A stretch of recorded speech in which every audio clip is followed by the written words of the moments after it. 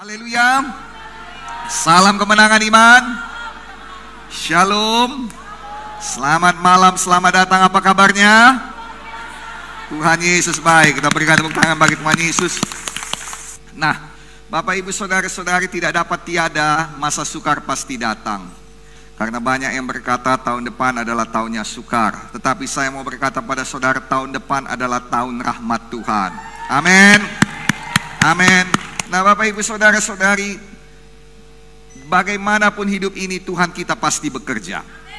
Kita sudah lihat dalam firman Tuhan kita bagaimana bangsa Israel 430 tahun ada di tanah Mesir. Dan pada tahun-tahun terakhir bangkitlah seorang raja yang tidak mengenal jasa-jasa daripada Yusuf, saudara. Sehingga dia ketakutan melihat besarnya bangsa Israel. Lalu kemudian dia menyiksa dan menindas bangsa Israel dengan tujuan agar bangsa ini semakin kecil, semakin lemah, dan pada akhirnya punah sendiri atau tidak tahan, dan pada akhirnya keluar sendiri dari Mesir. Dengarkan baik-baik. Sampai hari ini strategi daripada setan tetap sama. Dia menyiksa mungkin bukan tubuhmu tapi hati dan pikiranmu, supaya engkau tidak tahan lagi dan engkau keluar daripada maksud dan kehendak Tuhan. Engkau keluar dari gereja, engkau keluar dari tudungan, engkau keluar daripada berkat, engkau keluar dari jalan Tuhan. Sudah capek aku, sudah letih hatiku. Tetapi saudara, itu bukan jalan Tuhan sama sekali bagi kita. Tuhan berkata dalam Mazmur pasal 37, tetaplah tinggal dan berlakulah setia, haleluya. Tuhan akan memunculkan kebenaranmu bagaikan fajar, haleluya. Kalau kita melihat dalam sejarah bangsa Israel 430 tahun mereka ada di tanah Mesir. Tahun-tahun terakhir adalah tahun-tahun yang berat. Tetapi mereka tidak keluar, mereka tidak memberontak, mereka tidak melakukan cara mereka. Mereka berseru-seru kepada Tuhan. Ini adalah satu pelajaran bagi kita saudara, bahwa dalam segala hal berseru-serulah kepada Tuhan. Yeremia 33 ayat 3 berkata, berserulah olehmu kepadaku, maka aku akan menjawab engkau, menjawab kita semuanya. Haleluya. Mengapa kita tidak dijawab Tuhan? Karena kita belum berseru kepadanya. Hati kita belum berseru kepadanya. Biarlah kita selalu berseru kepada Tuhan. Biarlah kita selalu mengadu kepada Tuhan. Oh, ada orang berkata itu Kristen cengeng. Tidak sayang. Tidak. Amin. Amin. Hanya Tuhan tempat hati ini mengadu. Saudara yang kasih dalam nama Yesus, apapun yang terjadi, Tuhan tempat mengadu. Tuhan tempat mengadu dikala engkau senang, dikala engkau punya visi. Tuhan tempat mengadu ketika engkau susah, ketika banyak tekanan. Jangan salah. Mengapa demikian? Karena manusia tidak mengenal hidupmu, manusia tidak mengenal hatimu. Seberapa dekat pun dia, seberapa lama pun dia dengan engkau, dia tidak mengenal visi-visimu. Dia tidak mengenal impianmu dan dia tidak mengetahui perjuanganmu. Hanya Tuhan yang tahu. Haleluya. Haleluya. Nah, Bapak Ibu Saudara-saudari, lalu kemudian apa yang terjadi? Mereka keluar dari tanah Mesir. Nah, saudara, semua orang tahu kalau namanya keluar dari tanah Mesir, keluar dari persoalan, keluar dari masalah, keluar dari hutang, itu adalah satu perkenanan Tuhan. Tetapi kita semuanya tahu dalam hidup ini nggak semuanya senang. Dan memang betul saudara, baru saja mereka keluar. Oh, bukan hanya mereka keluar, tapi mereka keluar sebagai konglomerat, mereka keluar sebagai orang-orang kaya. Tuhan membuat orang Mesir bermurah hati kepada mereka, dan orang Mesir memberikan kepada mereka harta benda mereka. Dengarkan saya baik-baik, apa yang sudah pernah terjadi dulu, dikatakan oleh Raja Salomo dalam pengkhotbah, akan terjadi lagi. Tidak ada hal yang baru di dunia ini. Haleluya. Haleluya. Apa yang membuat bangsa Israel semakin lama tidak sampai tanah Kanaan? Karena mereka menggerutu. Karena mulut mereka membesar-besarkan persoalan, memberitakan berita busuk. Mulai sekarang dalam nama Yesus, jaga ucapan mulut kita. Walau banyak kita dengar apa kata orang mengenai tahun depan, jaga ucapan kita. Orang bisa berkata semuanya tentang tahun depan. Bagi kita tahun depan adalah tahun rahmat Tuhan, tahun perkenanan Tuhan, dan tahun pertumbuhan. Haleluya. Orang bisa berkata apapun tentang hidupmu. Bagi kita, hidup kita adalah di tangan Tuhan. Siapa bilang hidup kita sempurna? Kita pun tidak mengatakan hidup kita sempurna, tapi kita tahu Tuhan menyempurnakan hidup kita. Haleluya. Mari kita berikan tepuk tangan bagi Tuhan Yesus. Yang setuju katakan amin. Nah, saudara, orang Mesir datang lagi. kenapa begini ya Tuhan, kenapa berubah hidup ini? Dunia memang berubah, selalu berubah, dan kebanyakan berubah menjadi jahat. Dan Alkitab berkata dunia akan lalu segera dengan segala keindahannya. Artinya apa? Tidak bertambah baik dunia ini. Dia akan berlalu, semua keindahannya berlalu, berlalu, berlalu. Semua yang baik, semua yang indah, semua yang enak, semua yang nyaman akan berlalu. Dirusak oleh dosa yang keji, dikatakan firman Tuhan. Dosa itu merusak. Nah saudara kasih dalam nama Yesus, tapi ada yang tidak berubah. Alkitab berkata, Ibrani 13 ayat 8, Yesus Kristus tetap sama dahulu, sekarang, hingga selama-lamanya. Haleluya. Kasihnya tidak berubah, kuasanya tidak berubah. Kalau saudara lihat di Alkitab, dia mempertahankan kehidupan daripada Ayub, maka dia mempertahankan kehidupan Gideon Munte. Kalau saudara lihat di Alkitab bahwa dia menggenapi janjinya pada Abraham, maka dia pasti menggenapi janjinya pada saudara. Haleluya. Lalu apa yang terjadi yang membuat keadaan semakin parah lagi? Maka di depan ada laut dan di belakang ada musuh. Dengarkan baik-baik, persoalan besar menunjukkan nomor 1 kelasmu berbeda, nomor 2 kekuatanmu berbeda. Kenapa? Karena Alkitab berkata persoalan-persoalan yang engkau alami tidak melebihi kekuatanmu. Jadi tanpa saudara sadari, saudara sudah memiliki kekuatan yang besar. Tuhan sudah mengangkat saudara lebih tinggi. Saudara mungkin bertanya, kenapa persoalanku begitu besar tahun ini Pak Pendeta? Sederhana, karena engkau sudah jadi orang besar. Haleluya. Mengapa bangsa Israel mempunyai persoalan yang besar? Di depan ada laut, di belakang bangsa terbesar di muka bumi ini datang menyerang mereka. Saudara, kalau memang bangsa Israel satu bangsa yang kecil, saudara, maka yang datang itu bangsa-bangsa kecil, kelas bulu semuanya, yang mengerti katakan amin. Tapi ini datang kelas berat. Mesir datang dengan kereta-keretanya. Kenapa? Karena memang bangsa Israel adalah bangsa yang besar. Besarkah persoalanmu Amang? Besarkah persoalanmu Inang? Bapak, Ibu, Saudara-saudari, itu artinya di hadapan Tuhan, di alam roh, Anda dikenal sebagai orang besar. Haleluya. Maka punyailah hati yang besar, punyailah iman yang besar, punyailah sikap yang besar, punyailah tindakan yang besar, pikiran yang besar, pengorbanan yang besar, tenaga yang besar, karena Anda ditetapkan sebagai orang besar. Ya, sukacita katakan amin. Nah, saudara, sekali Tuhan berkenan kepada saudara, maka dia akan tetap berkenan. Jangan takut. Inilah dia perkenanan Tuhan di masa sukar. Setinggi apapun tembok air itu, dia akan tetap bertahan karena ada Tuhan yang mempertahankan hidupmu. Setinggi apapun hutangmu, dia akan tetap, Tuhan akan pertahankan sampai engkau sampai ke seberang, sampai kau melunasinya, sampai kau selamat, sampai kau sembuh, sampai janji Tuhan digenapi, sampai pergandaan jadi, sampai pemulihan dijadikan. Haleluya. Ya, sukacita katakan amin. Nah, saudara kasih dalam nama Yesus, ketahuilah perkenanan Tuhan bukan hanya di ujung daripada perjalanan kita, bukan hanya sampai di ujung jalan, di ujung daripada laut terberau, tidak, sepanjang jalan. Pada masa sukar, pada masa-masa ancaman ada di situ, pada masa-masa di mana kita tidak tahu apa mau dibuat, ada perkenanan Tuhan. Haleluya. Tahukah saudara, ada satu hal yang mengejutkan saya, bahwa ketika Ayub begitu luar biasa tekanan padanya, pada Ayub pasal 10 dia berkata begini, hidup dan kasih karunia kau karuniakan kepadaku, dan pemeliharaanmu menjaga nyawaku. Ayat 12, Ayub pasal 10.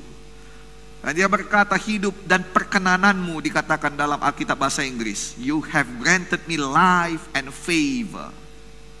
Hidup dan perkenananmu ada padaku, diberikan padaku. Your care has preserved my spirit. Penjagaanmu, pemeliharaanmu menjagai nyawaku. Dan ini sangat ajaib. Kenapa? Karena Ayub tidak dipulihkan sampai pasal 42. Pasal 38 Tuhan baru berbicara kepada Ayub. Dan ini baru pasal 10. Baru awal daripada apa yang merupakan satu penderitaan besar bagi Ayub. Tapi di situ dia sudah berkata, dalam masa seperti ini pun engkau berkenan kepadaku, dan perkenananmu itu memelihara hidupku. mempertahankan hidupku. Nah, saudara kasih dalam nama Yesus, Ayub tidak berdosa dengan bibirnya. Ayub 2 pasal 10, dalam kesemuanya itu Ayub tidak berdosa dalam bibirnya, dengan bibirnya. Saya melihat saudara bahwa sejak COVID kemarin ada banyak orang lepas kendali dengan bibirnya, termasuk saya juga. Maka hari ini saya ajak semuanya kita pegang kendali lagi atas ucapan. Engkau memegang kendali atas ucapanmu, engkau memegang kendali atas hidupmu. Haleluya. Dengarkan baik-baik.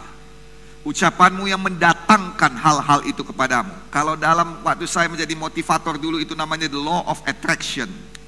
Saya tidak percaya the law of attraction. Saya percaya apa yang dikatakan oleh firman Tuhan, bahwa apa yang kita perkatakan di hadapan Tuhan, itu yang dilakukan Tuhan bagi kita.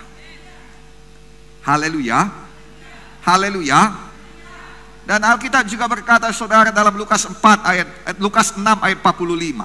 Orang baik mengeluarkan barang baik dari pembenaran hatinya yang baik, dan orang jahat mengeluarkan barang yang jahat dari pembenaran hatinya yang jahat. Karena yang diucapkan mulutnya meluap dari hatinya. Dan dalam Amsal 4 ayat 23 dikatakan saudara, hidup ini saudara sungguh-sungguh tergantung oleh hati. Jagalah hatimu dengan segala kewaspadaan, karena dari situlah keluar semua isu kehidupan. Lebih daripada itu juga Salomo mengatakan hidup dan mati dikuasai lidah. Siapa suka menggemakannya? Gema itu eko. Eko itu adalah pengulangan. Apa yang kau gemakan? Apa yang kau tuliskan sebagai statusmu di Facebook? Apa yang kau tuliskan sebagai status di WhatsApp, dan apa chattingmu dengan teman-temanmu, itu yang dijadikan bagimu sayang. Dan kalau nggak bisa, lakukan seperti apa yang dilakukan oleh Salomo. Dikatakan adalah baik bagi seorang, amen. Amen dalam bahasa Inggris berarti gender, laki-laki. Tetapi amen dalam bahasa Inggris juga artinya adalah manusia. Adalah baik bagi manusia untuk berdiam diri, mungkin ada harapan. Saya ulangi lagi bagi gereja Tuhan, jaga mulut saudara, tahun depan akan datang. Jaga mulut saudara terhadap masa depan saudara. Jaga mulut saudara terhadap pelayanan saudara. Jaga mulut saudara terhadap keluarga saudara. Jaga mulut saudara terhadap gereja kita ini. Jaga mulut kita terhadap perasaan kita. Haleluya. Lihat Ayub, begitu besar penderitaan yang dialaminya. Baca, dia tidak pernah berdosa. Satu-satunya yang dia minta dari Tuhan ialah keadilan dari Tuhan. Memang dalam hal itu saudara, dia betul membanggakan sikapnya dan juga perbuatannya yang baik. Dan Tuhan menerangkan perbuatanmu itu sama sekali gak ada gunanya. Karena sebaik-baiknya perbuatan kita tidak bisa menyenangkan Tuhan yang sangat baik. Itu bagaikan saudara membawakan hadiah Natal sejumlah uang 500.000 kepada seorang konglomerat. Yang ngerti katakan amin. Yang ngerti katakan amin. Bagi seorang konglomerat saudara, dia gak butuh uangmu yang 500.000 itu. Apa yang dia butuh? Hatimu yang datang kepadanya. Yang dia butuh apa? Persekutuan, ngopi bersama-sama. Yang ngerti katakan amin. Tapi begitu pun saudara, kalau saudara berikan padanya uang, dia akan ingat seumur hidup dan dia akan merencanakan bagaimana membalas balik kepadamu. Demikian juga dengan Tuhan. Dia gak butuh perbuatan baikmu itu. Justru karena Tuhan sudah berbuat, makanya kita bisa. Yang mengerti katakan haleluya. Yang mengerti katakan haleluya. Nah, Bapak Ibu saudara-saudari, ini penting sekali. Jadi firman Tuhan hari ini, dengarkan baik-baik. Kembali lagi saya katakan, berseru-seru kepada Tuhan. Berseru kepada Tuhan. Apa yang ada dalam hati ini serukan. Tapi bukan masalah. Tuhan sedang mencari iman. Lukas 18 ayat 8. Iman ialah apa? Mengulangi perkataan firman Tuhan. Firman yang disampaikan kepada, firman yang ku katakan, itu harus dikembalikan lagi pada Tuhan supaya dia tidak gagal mengerjakan maksud dan kehendaknya. Yesaya 55 ayat 11. Haleluya. Haleluya. Hari ini saya ajak semua jemaat Tuhan, saya ajak semua pemimpin-pemimpin di GKI untuk mengendalikan kembali lidah kita. Orang yang bisa mengendalikan perkataannya, mengendalikan lidahnya, dikatakan Yakobus adalah orang yang sempurna hidupnya. Mungkin kita tidak bisa mengejar kesempurnaan, dalam arti kata kita tidak akan jadi orang sempurna, tapi kita bisa semakin baik, semakin sempurna. Semakin saudara bisa mengendalikan lidah saudara. Haleluya. Semakin saudara sempurna. Dan ketika saudara mulai lebih sempurna lagi, maka akan datang pemulihan. Dengarkan baik-baik. Haleluya. Haleluya. Masalah Ayub 1, dia tidak punya masalah dengan dosa, dia tidak punya masalah dengan sikap. Kapankah dia dipulihkan? Banyak orang berkata setelah dia berdoa bagi teman-temannya, betul. Tapi saudara, itu belum, bukan di situ letaknya. Di atasnya ada lagi ayat yang berkata, Ayub sendiri berkata, aku telah berbicara tanpa pengetahuan. Itu sebabnya ku tarik kembali semua kata-kataku itu, dan aku duduk diam dalam debu. Ketika Ayub menarik semua kata-katanya, walaupun dia tahu dia benar, dia mengubah kata-katanya. Haleluya. Maka di situ dia bisa berdoa bagi kawan-kawannya. Karena sebelumnya dia tidak berdoa bagi kawan-kawannya, dia berdebat dengan kawan-kawannya. Betul atau tidak? Betul atau tidak?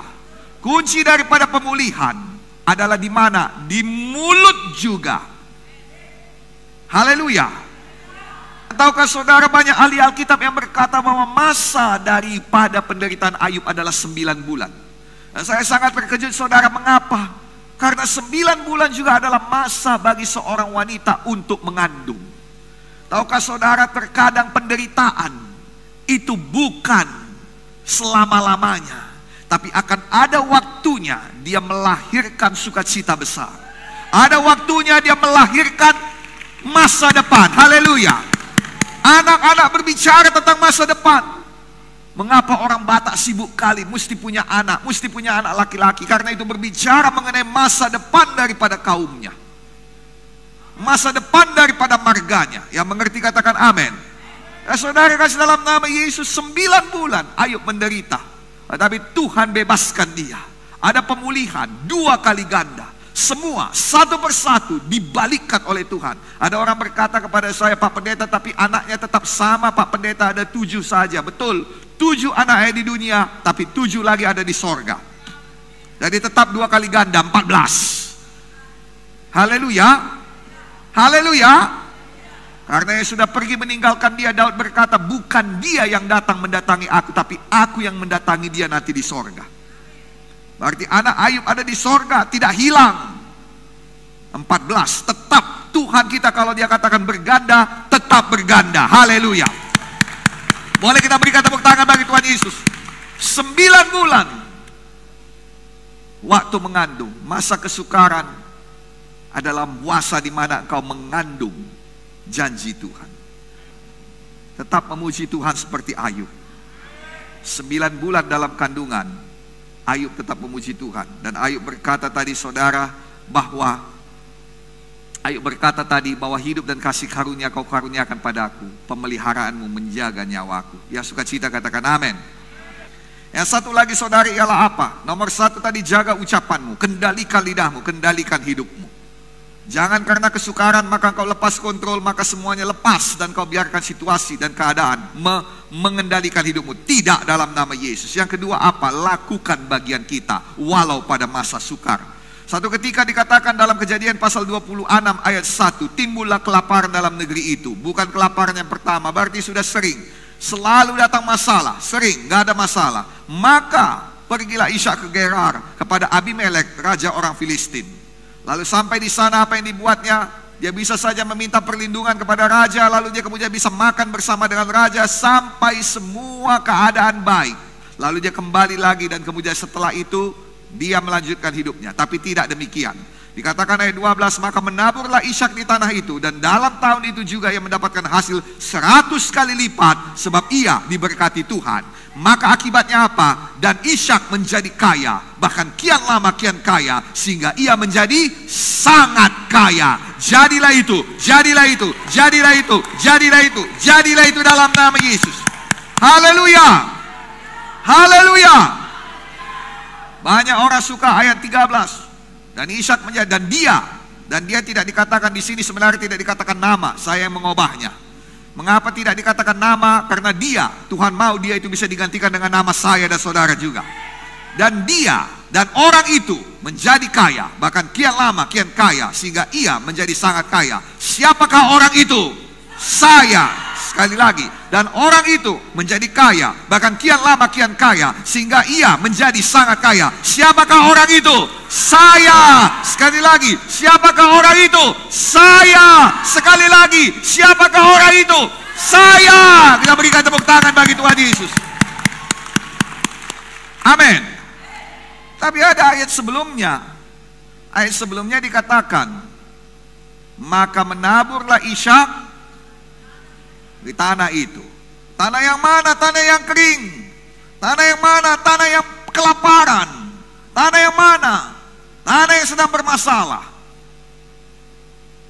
Sayang, dengarkan baik-baik. Dia bisa hidup dari makanan Abimelek karena dia teman raja.